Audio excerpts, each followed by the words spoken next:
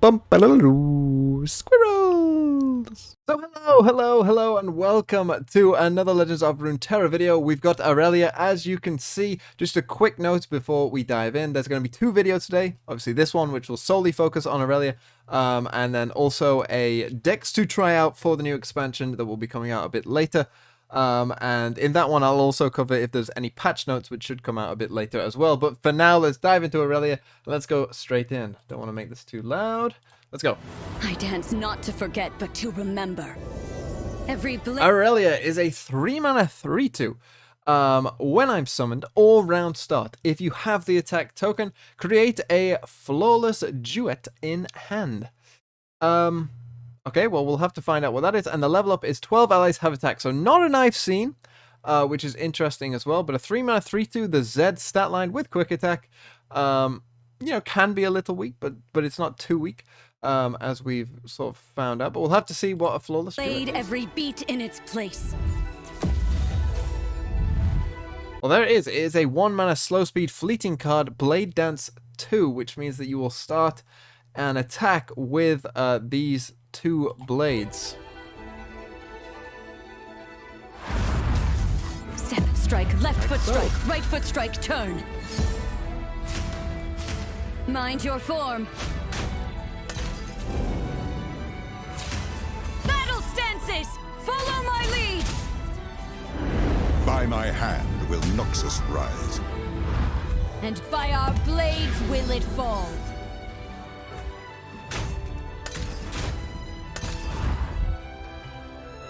Vanguard's Edge, a 7-mana slow speed spell. Blade Dance 3, pick an ally to attack with the blades. Okay. That could be used in some sort of interesting combo things. Of course, it is slow speed, which is going to limit it somewhat. I don't think if they kill the ally, this stops the Blade Dance. I'd be surprised. It doesn't say like a Blade Dance 3, pick an ally. Like, it's not pick an ally to attack with the blades to Blade Dance 3. I think, that this little stop here, full stop, probably means that they are separate abilities. If they kill the ally, you still get the Blade Dance 3. Navori, formations!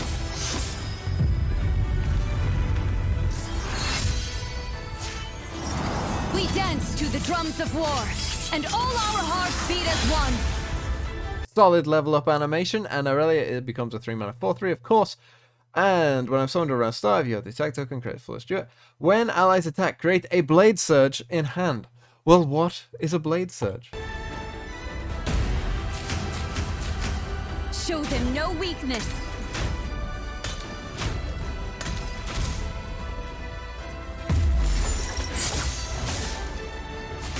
Ionia still stands. Ooh. Oh, is Blade Surge what we saw yesterday? No, it's different. Swap Irelia with an ally. Interesting. How long can they resist while their cities crumble? You will never quell our spirits. Our home, our ancestors are safe once more. Okay, how very, very interesting.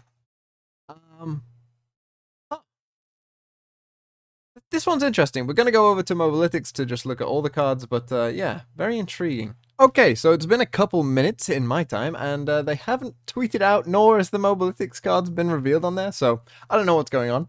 So I'm going to just quickly review here, and then by the end of it, look to see if that's up. But Irelia, a 3-mana 3/2. Let's talk about this, because a 3-mana 3/2 obviously isn't the best stat line. There are better stat lines in the game, but she does have quick attack. And she requires 12 allies to attack. So this to me says there is more synergy. Most people yesterday thought Irelia will synergize best with Misfortune and or Azir. And the 12 allies have attacked. That feels much more Azir than it does Irelia. Of course, you can level her up without her being on the board, which is nice as well. And she actually doesn't really... Well, you get the flawless duet, I guess, which I'm just going to remind myself what it is. It's this, which is Blade Dance 2, which will help her level up, and she gets it when I'm summoned or round start. So you do get it on the round, so that will help her level up. But I don't know. I'm still not certain. I'm a little unsure about Irelia because, of course, being a 3-mana champion means that she is coming down on the same turn as Azir and Miss Fortune. I think that's, again, a bigger problem for Miss Fortune. So I think Azir probably will be the better way of running this. And maybe there's some Demacian stuff you could do as well, but we'll see. It's an interesting card. The fact that it's a slow speed thing, the Flawless Duet, I mean, it probably has to be fair, but I don't know, a 3-mana 3/2 with that ability. I think this is probably going to come down to like whether the deck can put enough pressure on and what exactly you want to be for a big finisher in the deck. Because Azir is a finisher of sorts, but not like a clear finisher. Although with Irelia's, I just thought about this actually. With Irelia's leveled up spell thing, wherever it is in this video, of course, the Blade Surge, Azir could become your ideal if Irelia isn't blocked. But they're going to know that you've got Blade Surge and it costs 0 mana. So they're going to know that and obviously block Irelia every time, you would think, if they can. So I'm just wondering, like, what is the best way of doing this? Obviously, Greenglade Duo, as shown here in the video, does have a lot of synergy. It's interesting because actually, I expected Irelia to synergize more with field musicians, before we saw the card yesterday as well. But there doesn't seem to be, like, of course, the summon effects will trigger field musicians, but I think for field musicians, what you want is more spells that summon units. That's what I always thought you wanted. Which I guess she does have technically because this little 1-mana thing does summon 2 units. So perhaps there is some synergy there. But it's a very interesting deck, and Azir Irelia, like, I don't know, how do you beat Avalanche is my worry. How are you beating Avalanche, really? Because, Lucian is in there with Lucian Azir, so that, if you do kill off a bunch of units, well, if I protect Lucian, you lose. You've just lost on the spot because I'm going to rally with double attack every time. And you don't have that many units, so it does become like, that's how I win, and they have some bigger units like Cithria and Inspiring Marshal, and you probably would still play Inspiring Marshal in that deck. But I am wondering, like, where's, like, like, if you had this board and you play this, say they got 4 mana instead of 3, like, and they just Avalanche, well, you've just lost, right? You just lost. You straight up just lost the game for nothing. So it seems like it might struggle somewhat. I'm sure there will be something there for them. And I do think, with Azir and Irelia, like, they're gonna level up really, really quick. In that deck, so maybe that can sort of mitigate that as a whole. But it's very interesting. Irelia right now, I'm a little on the fence on. I'm not going to say she's bad, because I think this will be determined by how good these free attacks are, and if you can find a way to maximize your value of those free attacks. As I said, with something like Inspiring Marshal, this will be absolutely fine. Don't worry about it. With 3 attacks will be pretty good.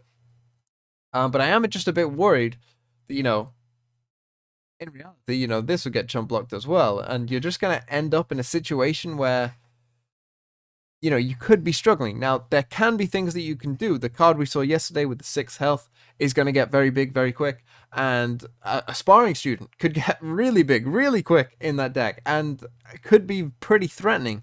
But I am somewhat worried, I mean, say they don't nerf Nasa's Thresh, and, perhaps a more just defensive version of that comes out with loads of chump blockers. How are you getting past it? That's what I'm sort of worried about. Maybe Greenglade Duo is your answer, but it's very interesting to see. So Irelia, I'm a bit unsure about at this present moment. But okay, here are all of the cards, so now I can talk through them. You've got my Irelia opinion. Blade Dance is not a main deckable card. And so Lead and Follow is a 2-mana. Recall an ally to create a flawless duet in hand. So this is fleeting, don't forget, but that could be pretty interesting. Of course, we saw the little wand that could potentially use some recall. That could be interesting. Would you run both? Is my sort of maybe problem with it? Could you run this and Retreat Return? Because I think Retreat Return might be a bit better with the little 1/1 that attunes, because you can get a 3-drop. You could get Zed out on turn 2, which of course pretty nuts. So I'm not. it's not a bad card. This is not a bad card in any means. I'm just wondering whether you could play both in a deck. You potentially need a lot of recall synergy. Maybe you could, go for some sort of Fey Blade Twirler like nonsense, just a full recall deck with, cards that you don't mind recalling at all. The 1/1 that we saw, maybe Navori Blade Scout, maybe even Inspiring Mentor, and you just really, go for like a full recall with that. Maybe even play, I don't know, Katarina or something if you want to go crazy with it. Use some of the swap cards that we saw. It would be a fun deck, right? I'm not saying it'd be good, but it'd be fun. So Blade Surge, of course, you can't main deck either, and it is Irelia's Vanguard's Edge, which is the Blade Dance 3. Pick an ally to attack with the blades. Huh. Is this a good champion spell for Irelia?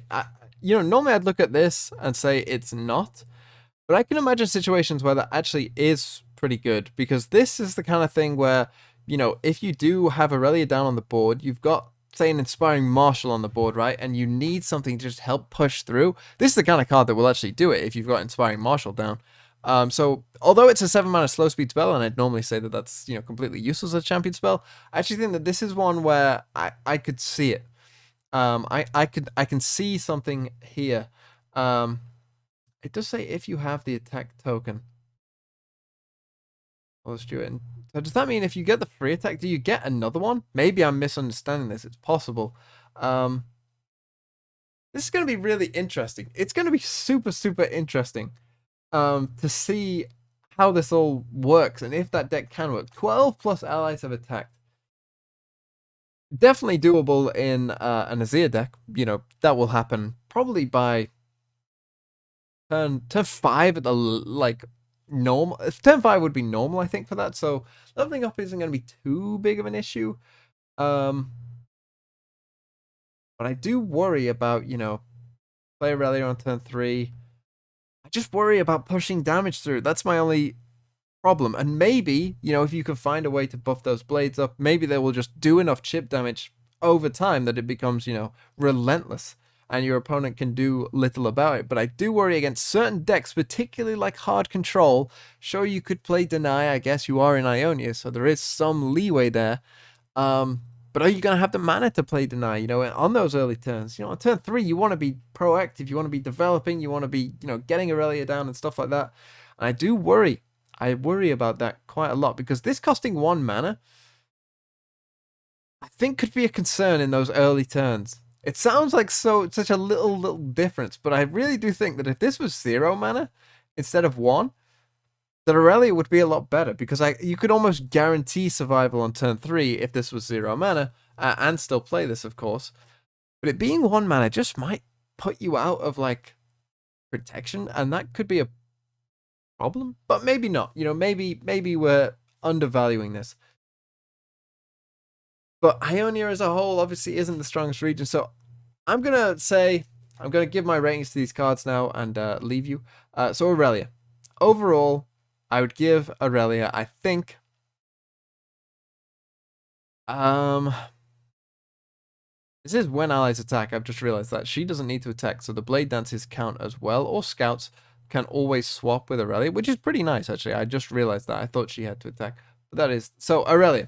Now, having read the card thoroughly, properly, I would give Irelia...